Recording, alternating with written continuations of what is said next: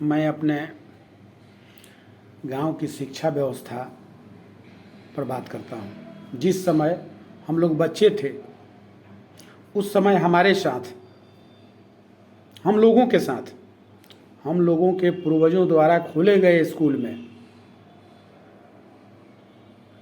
सभी जाति धर्म के बच्चे पढ़ने जाया करते थे। कहीं छुआछूत नहीं था। और नेताजी लोग आज भी दलित, अति पिछड़ा, हिंदू, मुस्लिम, अमीर, गरीब की बात करते हैं।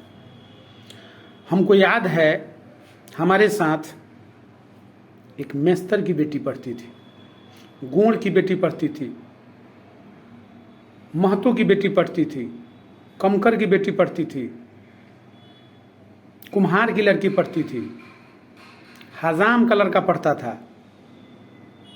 और हम सभी, हमको याद है प्राइमरी स्कूल में कक्षा 1 से जब हम लोगों ने पढ़ाई शुरू किया उस समय अपने किताब के साथ साथ बोरा ले जाते थे, बोरा जिस पर बैठ करके हम लोग स्कूल में पढ़ते थे। ये स्थिति थी, वैसी व्यवस्था थी उस समय विद्यालय की। कहीं कोई बेंच नहीं था। प्राइमरी स्कूल में 1 से 5 तक हम लोग बोरा पर बैठ करके पढ़ाई किए हैं और सभी जाति धर्म के लोग एक साथ बैठ करके। और हमारे नेताजी लोग हम लोगों में भेद पैदा करके और अपनी राजनीति कर रहे हैं। आज अभी 2022 तक ये स्थिति है। और कुछ नेताजी लोग तो इतना बड़ा बड़ा बयान देता है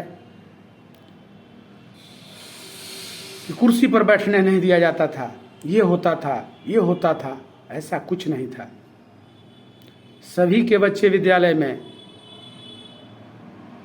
एक साथ पढ़ा करते थे और हम सभी एक साथ पढ़ने के साथ साथ भोजन भी अपने घर करने जाते थे। एक साथ जाते थे और एक साथ आते थे।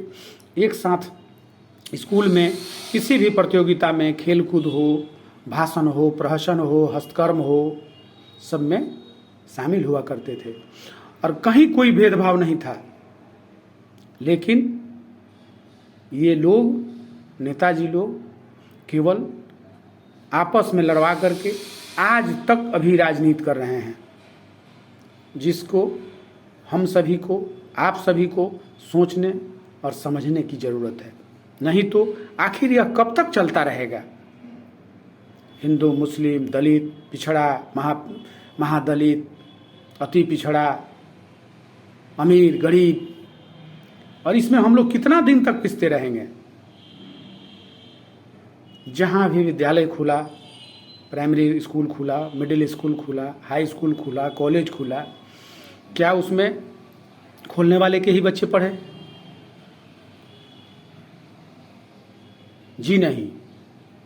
उस विद्यालय को खोलने का जिन्होंने काम किया उनको मैं सत सत नमन करता हूँ कि उनकी कितनी सुंदर सोच थी। इस विद्यालय में पूरे समाज के लोग, पूरी जाति बिरादरी के बच्चे पढ़ेंगे, पढ़ करके समाज सेवा करेंगे, देश का नाम रोशन करेंगे, गांव का नाम रोशन करेंगे, जिले का नाम रोशन करेंगे, माँ बाप का नाम रोशन करेंगे। तब तो उस विद्यालय का निर्माण हुआ। आज उस विद्यालय की क्या स्थिति है? कोई देखना चाहता है उस विद्यालय की तरफ? आंख उठा करके कोई देखना चाहता है? जिस विद्यालय को हमारे लोगों ने अपने खून और पसीने से सींच कर बनाया, आज उस विद्यालय की क्या स्थिति है? कहीं कोई देखने नहीं जा रहा है। आज विद्यालय की स्थिति काफ़ी भयावह है और दयनीय है। लेकिन हम सभी हाथ पर हाथ रख करके क्षणिक और निजी स्वार्थ में अपने वर्तमान और भविष्य की चिंता न करते हुए केवल इन नेताओं के पीछे पिछलग्गू बन करके सब कुछ खोए जा रहे हैं। और सब ध्यान रखिए, सबसे ज़्यादा जरूरी है शिक्षा, प्राइमरी शिक्षा। अगर प्राइमरी शिक्षा खत्म हो गई तो समझ लीजिए क्या होगा और क्या हो रहा है। देख लीजिए आज स्थिति ग्रामीण परिवेश की बहुत ही खराब है, बहुत ही खराब है, कहने की ज़रूरत नहीं है। सबको इस पर सोचने और समझने की ज़रूरत है, ताकि हम लोगों के पूर्वजों के द्वारा बनाया गया धरोहर को पुनर्जीवित किया जाए और खोए हुए जनाधार को वापस पाया जाए। तभी ग्रामीण परिवेश की शिक्षा में सुधार हो सकता है और हम में और आप में सुधार हो सकता है। इसके लिए सबसे पहले अपने निजी और क्षणिक स्वार्थ का त्याग करना होगा और इन नेताओं का पिछलग्गू बनना छोड़ना होगा, तभी कुछ संभव है। अंधभक्त बनना छोड़ना होगा और अपने वर्तमान और भविष्य की चिंता करनी होगी, तभी मेरा, आपका, समाज का, गांव का विकास हो सकता है। इसी के साथ मैं अरविंद किशोर, जय हिंद, जय भारत, जय बिहार, जय शिक्षा, जय गांव।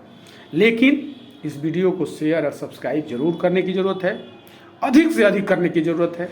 और खासकर युवा वर्ग से हाथ जोड़ करके फिर से मैं एक बार विनती करता हूं कि आप लोग अपने रास्ते से भटक चुके हैं, अपने रास्ते पर लौटिए, ताकि अपने परिवार का, गांव का, जिले का और देश का सम्मान पाया जा सके। जय हिंद, जय भारत, वंदे मातरम।